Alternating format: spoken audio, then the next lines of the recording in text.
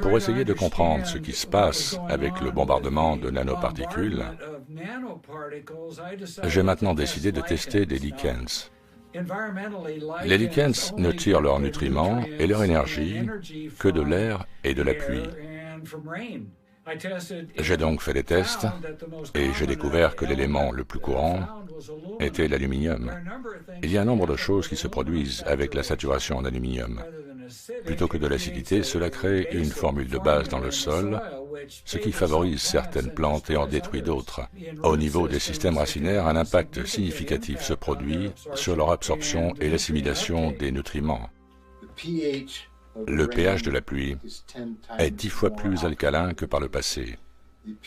Le pH du sol est 10 fois plus alcalin qu'avant. Pour les sols acides, il est devenu neutre. Il n'a pas beaucoup dépassé la neutralité, mais il est toujours 10 fois plus alcalin qu'il ne devrait l'être. Le sol a été l'élément le plus détruit de la Terre. Nous savons que le sol contient des dizaines de milliers d'espèces différentes de microbes, de bactéries, de champignons, de vers parasites qui sont absolument essentiels pour que le sol produise la nourriture qui nous nourrit.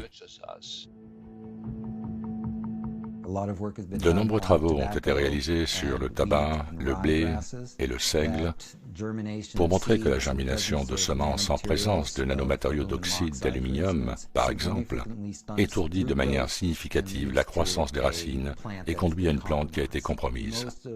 La plupart de l'oxygène qui est produit par notre Terre est produit par des choses comme les arbres, les algues et les cyanobactéries. Toutes ces formes de vie sont négativement impactées par l'exposition aux nanoparticules d'oxyde d'aluminium et d'autres nanomatériaux.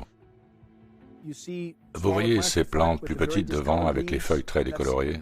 C'est une infection fongique due aux métaux biodisponibles qui tuent les microbes du sol en changeant son pH et en changeant la composition du sol forestier. Il y a un horrible effet domino. Des spécimens matures de Manzanita sont morts et noircis à cause d'une infection fongique. Dans la mixture de la géoingénierie se trouvent des nanoparticules de plastique qui sont dopées avec de l'aluminium, du titane et du strontium. En gros, les océans sont couverts d'une couche de plastique. Les océans ne peuvent plus évaporer l'eau dont l'atmosphère a besoin pour maintenir la terre bleue et verte comme avant.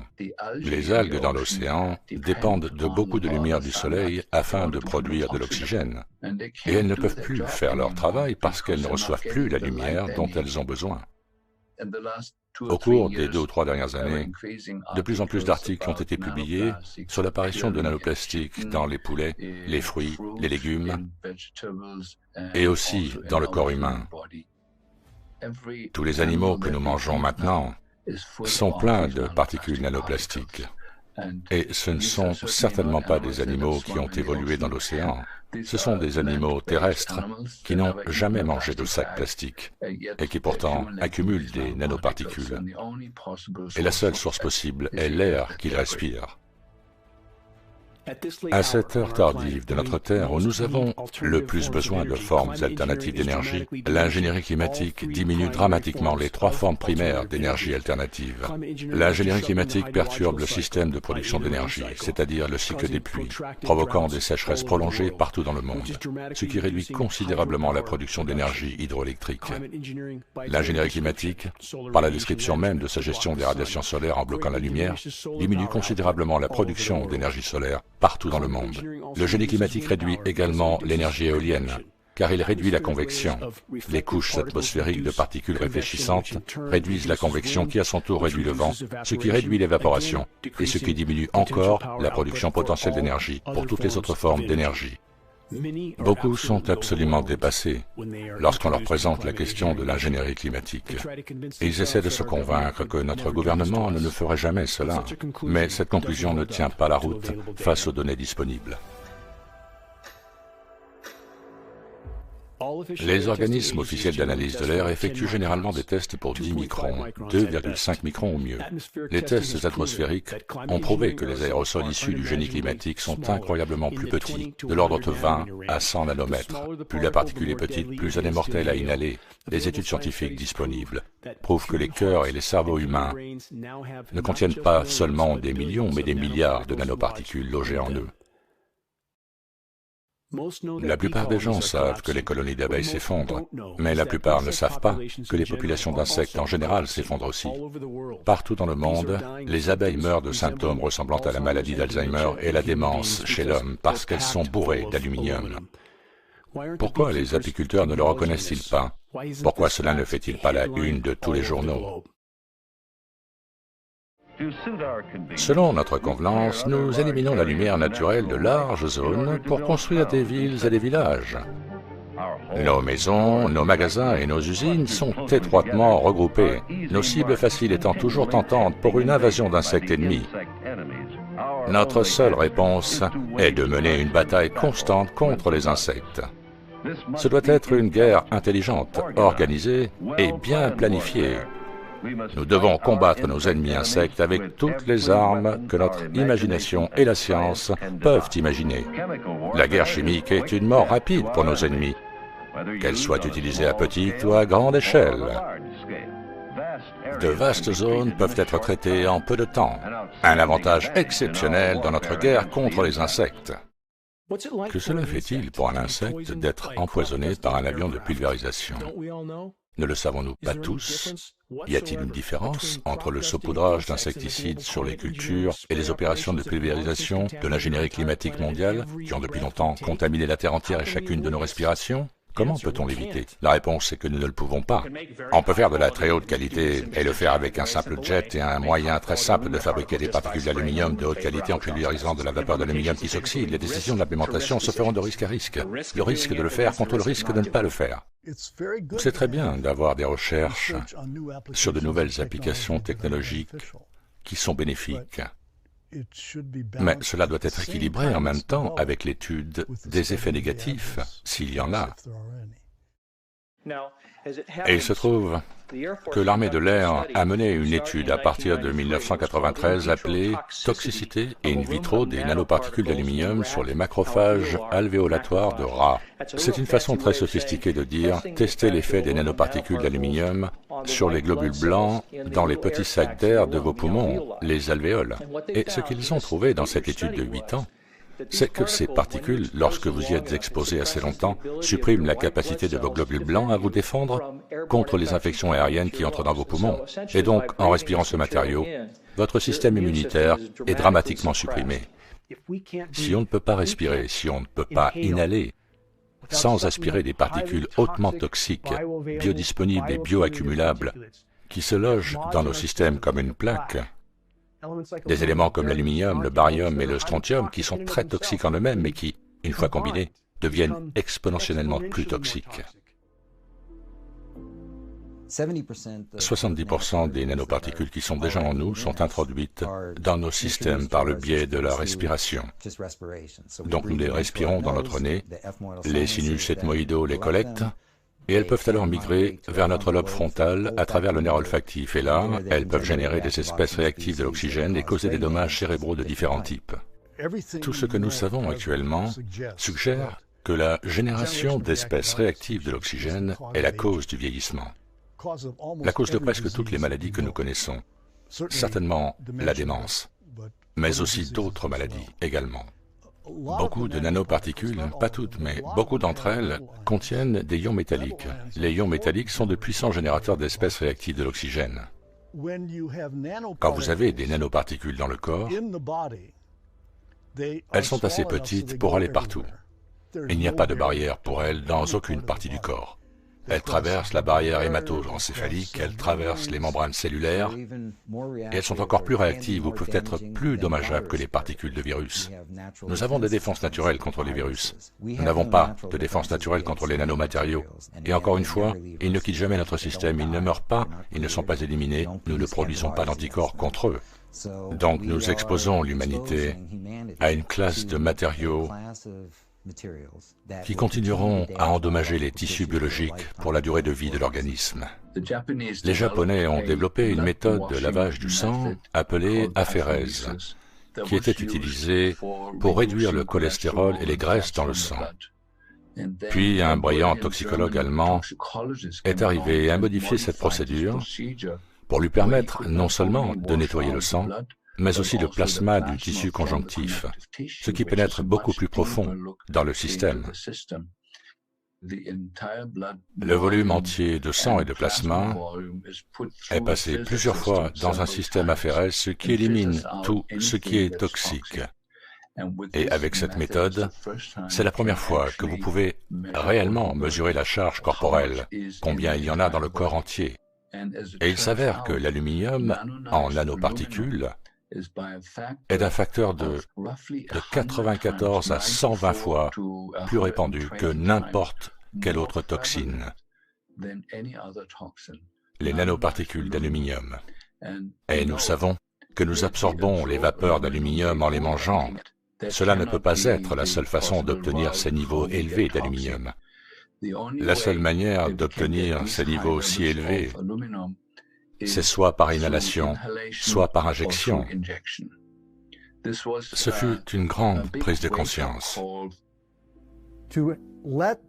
Laisser l'évolution d'un programme avoir un impact sur mes petits-enfants, et même sur mes enfants, pas nécessairement pour moi, est une préoccupation très personnelle, celle de savoir comment cela va se répercuter sur les éléments de ma famille. Je trouve souvent que ceux qui remettent en question les actions du gouvernement ne veulent pas s'impliquer avant que cela ne les affecte directement. Si vous regardez le ciel, cela vous affecte directement. Si vous avez une famille, vos enfants, votre femme, votre mari, les membres de votre famille élargie, vos animaux, cela nous affecte tous directement. Comment peut-on prétendre que les gouvernements et les armées du monde entier ne pulvériseraient pas des armes chimiques et biologiques sur les populations, alors qu'il y a littéralement des centaines de cas historiquement documentés indiquant que de telles opérations sont en cours depuis des décennies? De nombreuses expériences de guerre biologique ont été menées officiellement utilisées pour tester la portée et les modèles de dispersion des particules aérosols et des agents biologiques.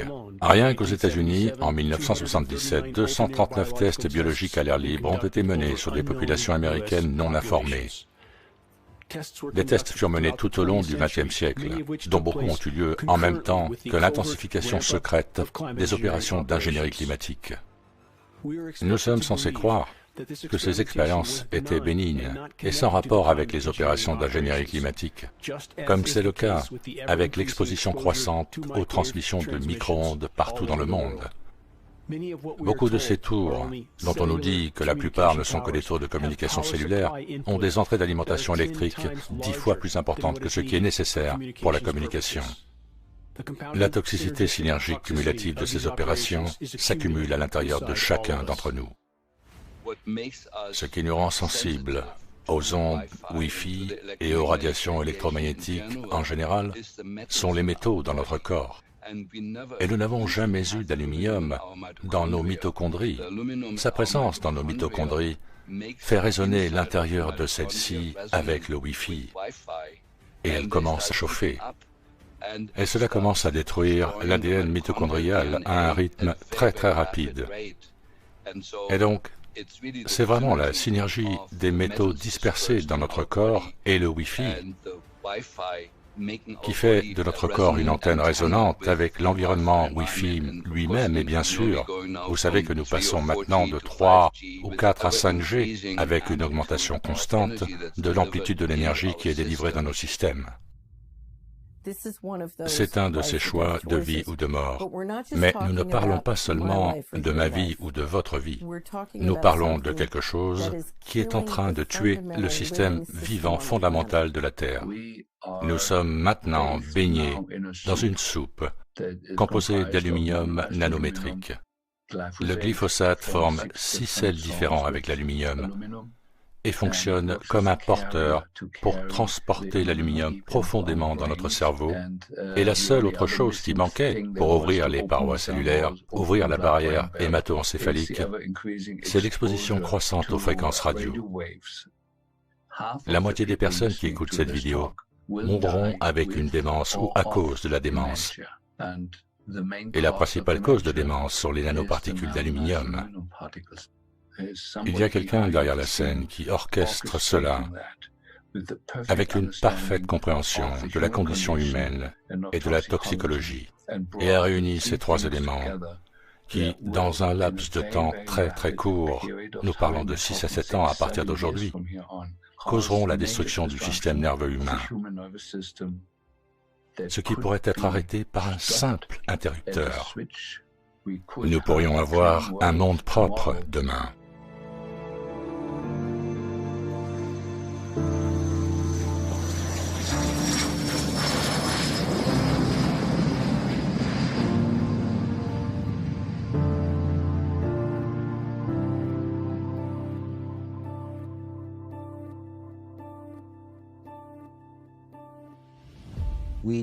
Nous devons nous rassembler pour que l'humanité tout entière s'attaque à ce problème. Et je pense que la seule façon d'y parvenir à ce stade est une approche juridique et de présenter toutes les preuves des deux côtés, les preuves que nous recueillons en tant que scientifiques indépendants et les preuves qui existent déjà dans ces laboratoires où ces matériaux sont produits et déployés. Mes collègues ne l'ont pas vraiment encore accepté. Ils commencent à l'accepter parce que j'ai partagé certaines des données que nous avons collectées, mais la plupart d'entre eux l'ignorent et parlent de théorie de la conspiration. Mais ces érudits ignorent les faits. Et donc mon appel à l'action est de ne plus ignorer les choses. Nous devons nous attaquer à ce problème. Il est à notre porte, il est dans nos cieux, il est dans nos enfants. Nous devons faire quelque chose. Si les opérations de guerre climatique en cours ne sont pas révélées au grand jour et stoppées pour permettre à la Terre de répondre aux dommages causés, elle ne sera jamais capable de trouver un nouvel équilibre. Un équilibre qui pourrait encore lui permettre d'entretenir la vie dans le futur. Exposer la réalité des opérations d'ingénierie climatique est un impératif majeur. Elle perturbe pratiquement tout le réseau de la vie. Je pense que nous devons obtenir le soutien des pilotes de ligne, ainsi que d'alerter et aborder le sujet avec les membres de la Chambre et du Sénat au Congrès des États-Unis. Je pense qu'il faudra ce genre d'action pour que la géo-ingénierie soit exposée, que l'on découvre ce qu'il y a derrière et pourquoi ils font cela.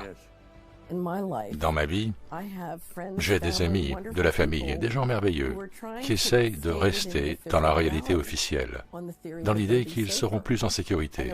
Et la réalité est que si vous regardez où va cette chose, vous savez qu'il vaut mieux s'en occuper maintenant. C'est comme le cancer, ça va empirer. Ce sont les données qui vont changer l'esprit des gens.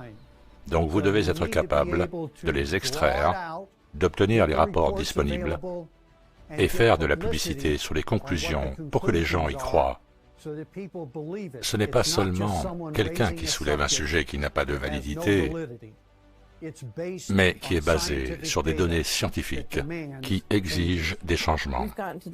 Nous sommes arrivés au point où le mystère est tellement coûteux, spirituellement, psychologiquement, financièrement et légalement, que le temps est venu de dire, vous savez, qui fait vraiment cela et pourquoi se comporte-t-il ainsi?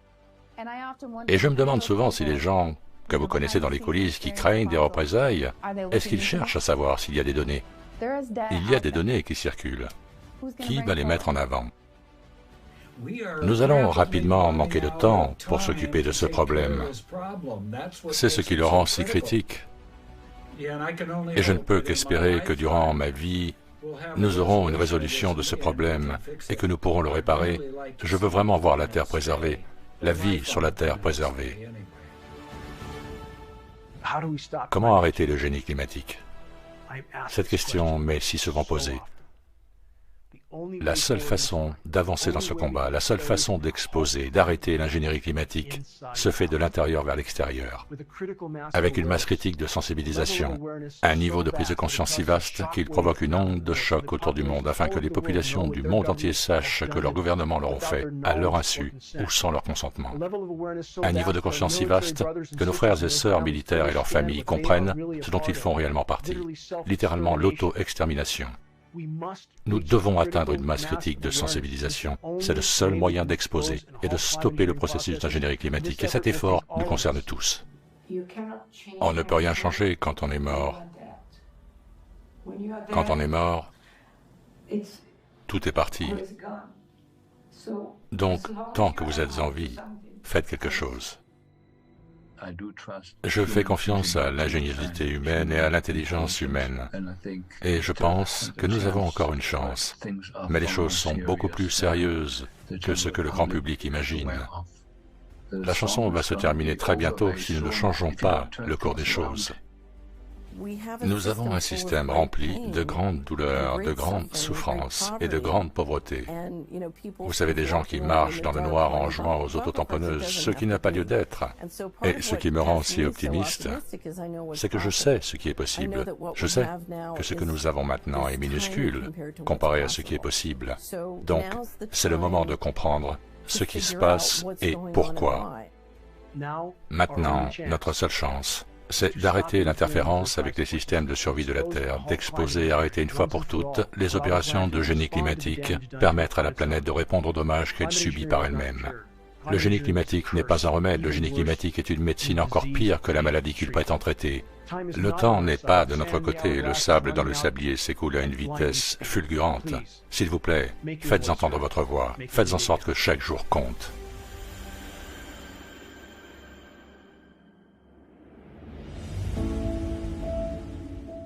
S'il vous plaît, pardonnez-moi si j'ai pendant un instant poussé un coup de gueule sur les souvenirs de mon ancienne vie, ma vie d'avant les 20 dernières années de mes tentatives désespérées de tirer la sonnette d'alarme.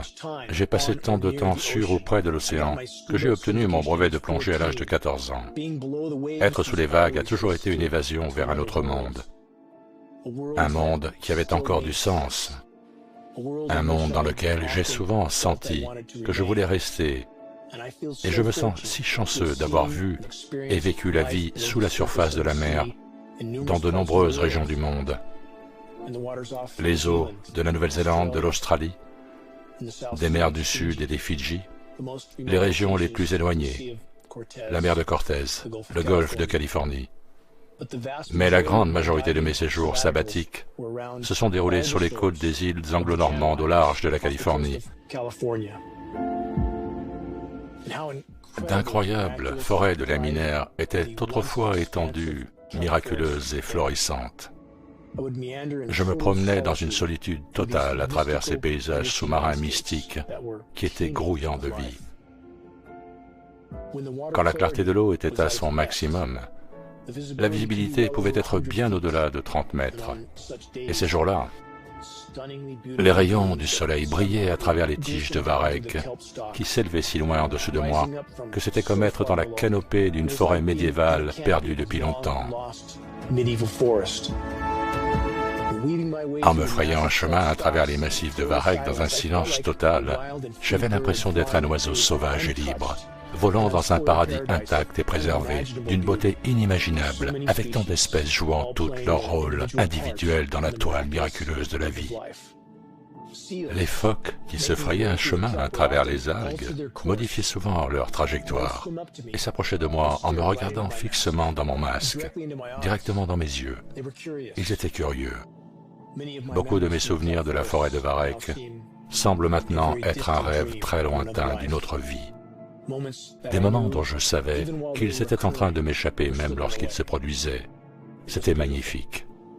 C'était la nature, une partie de l'océan vivant, une partie de la toile de la vie dont dépendent nos vies.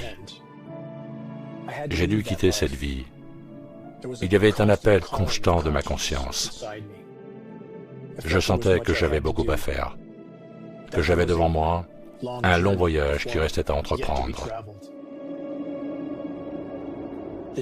La nature sauvage la plus profonde et la moins fréquentée a toujours été mon sanctuaire. Et quand j'y suis seul en trekking, c'est dans la solitude que je me sens le plus connecté à l'ensemble. Je m'émerveille de la complexité et du caractère miraculeux de ce monde, de la vie, de ces innombrables formes. J'essaye de contempler les facteurs apparemment infinis et impossibles qui ont été nécessaires pour que la vie existe et s'épanouisse sur cette boule de roche en rotation dans l'environnement hostile de l'espace. Une boule de roche avec son propre bouclier magnétique, avec sa propre lune qui stabilise son orbite autour d'une étoile donnant la vie à la bonne distance, avec des couches atmosphériques miraculeuses qui, pendant des périodes de temps incroyablement longues, ont facilité d'innombrables formes de vie. Comment tout cela est merveilleux!